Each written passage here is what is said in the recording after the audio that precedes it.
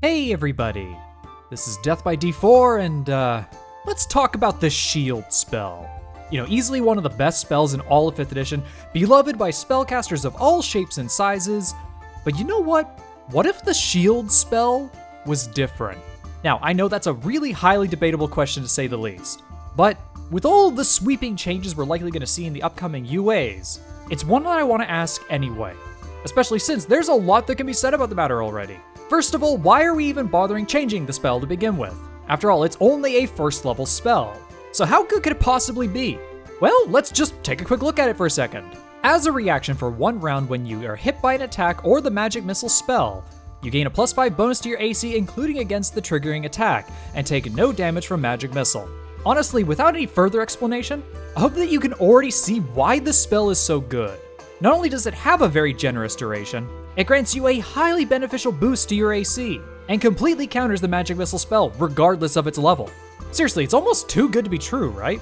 Well, at some tables that's actually the case, as some people, or maybe it's just this guy here, I don't know, have actually banned the spell from their table entirely. Now, I'm by no means somebody who actually wants to do something like that. I mean, for cripe's sake, I don't even ban silvery barbs at my table, so I'm not about to suggest that to anybody else. However, before we dive further into the spell's design, we should take a moment to better consider its intended applications and rather unfortunate exploitation. You see, spellcasters, like the sorcerer and wizard who originally get the spell, are typically very low AC classes with very few hit points. As such, in order to avoid taking damage via attacks, they need to expend their spell slots to further bolster their defenses. Plenty of protective spells already exist that can do this, though the sheer effect, duration, and cost of these spells can vary wildly depending on the spell we're talking about. For a rough comparison, let's just take a quick look at the Mage Armor spell, a 1st level spell that can be cast as an action to grant an unarmored target a base AC of 13 plus their dexterity modifier for up to 8 hours. In a sense, this spell basically grants the target light armor, albeit slightly better light armor at that, and still, despite this benefit, the vast majority of the spell's AC boosting capability still comes from your character's own stats, making it quite balanced actually for its extended duration and low level. Likewise, we can also look at the Shield of Faith spell, another 1st level spell that can be cast as a bonus action, granting its target a +2 to its AC for up to 10 minutes while the caster maintains concentration. In many ways, this feels like a bridging gap between Mage Armor and the Shield spells. One simply raises the floor value of your AC, while the other grants you a flat bonus for a much shorter period of time, albeit in almost a fragile duration. Shield, by comparison, is a much stronger boost even still, but comes at the extreme cost of the short duration by comparison. So in looking over both of these spells, where exactly does that leave us? Well, by all accounts, we actually almost shouldn't change anything about the Shield spell. I mean, when comparing it to the other spells of the same level, not to mention its specific interaction with Magic Missile, and its application normally to low AC spellcasters, the Shield spell is granting them an extremely valuable emergency protection option at the cost of one of their limited resources. So, nothing more really needs to be said, right? Well, not quite actually, because here's where the issue with the Shield spell actually comes in. Feats and multiclassing. Yes, by utilizing feats or multiclassing, it becomes very easy to grant an otherwise heavily armored character access to the Shield spell. That or, just give a squishy spellcaster actual heavy armor proficiency. In doing so, now we suddenly have the problem of characters that already have impressively high ACs and or hit point totals, suddenly being able to boost their AC even higher. And with Shield lasting until the start of your next turn, this means that you can basically keep it going for as long as you have spell slots to expend, which for a full caster is pretty easy for them to do as they level up. With Mage Armor and Shield of Faith both actually come with some limitations that make them difficult or impossible to apply in this situation. However, not only does Shield function completely with this character in this regard, it comes with almost no drawbacks to speak of other than just spending spell slots.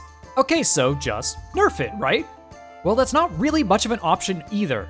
After all, if we lower Shield's duration or lower the amount it boosts your AC, that's suddenly going to devalue it so much that people will just completely abandon using the spell altogether. And that's not exactly the purpose we're here for, is it? What we're focusing on is redesigning the spell, not making it completely useless. So then, what if we allow the spell to upcast?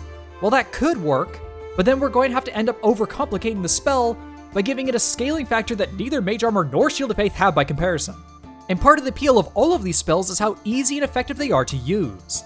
So then, what if we just made the spell a higher level?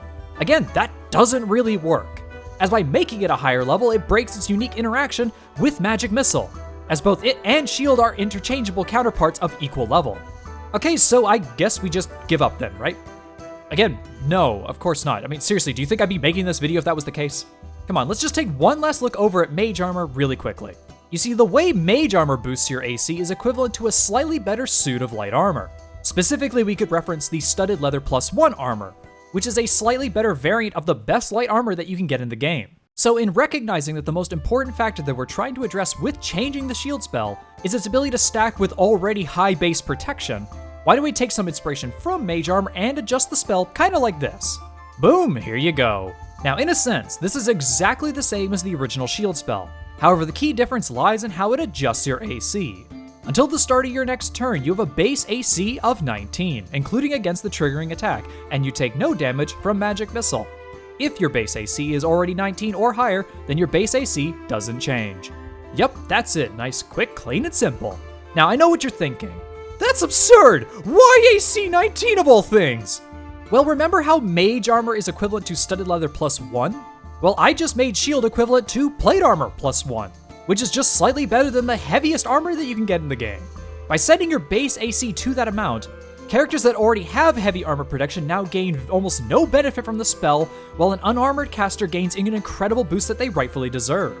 Not to mention everybody can still use the spell for invulnerability to Magic Missile. That and, if you think 19 AC is actually just way too high of a consideration, well then, consider the following. A spellcaster with a +1 index while having Mage Armor on themselves has an AC of 14. Pretty standard stuff, right?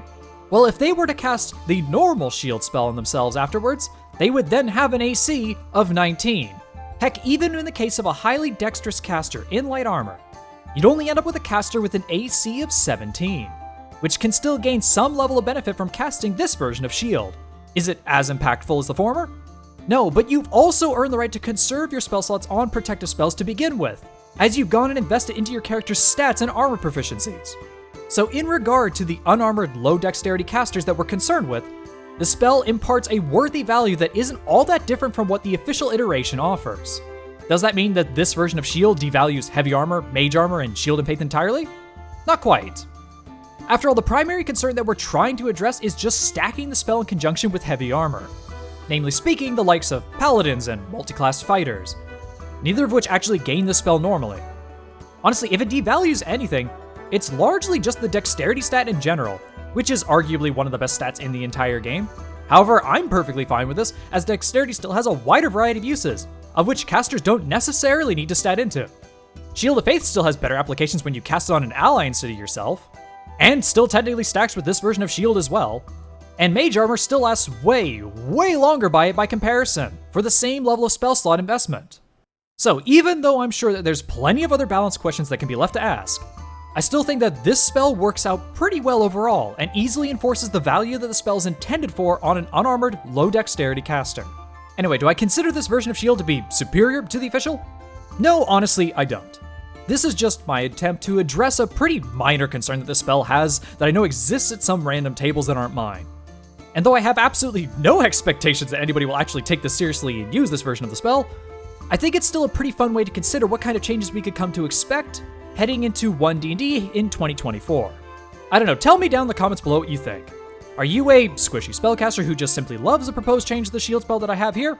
Or are you a Hexblade Paladin who just wants to tell me to go jump off of a cliff? Either way, I hope that you enjoyed the video and could at least see some value behind the madness that I've been blathering about.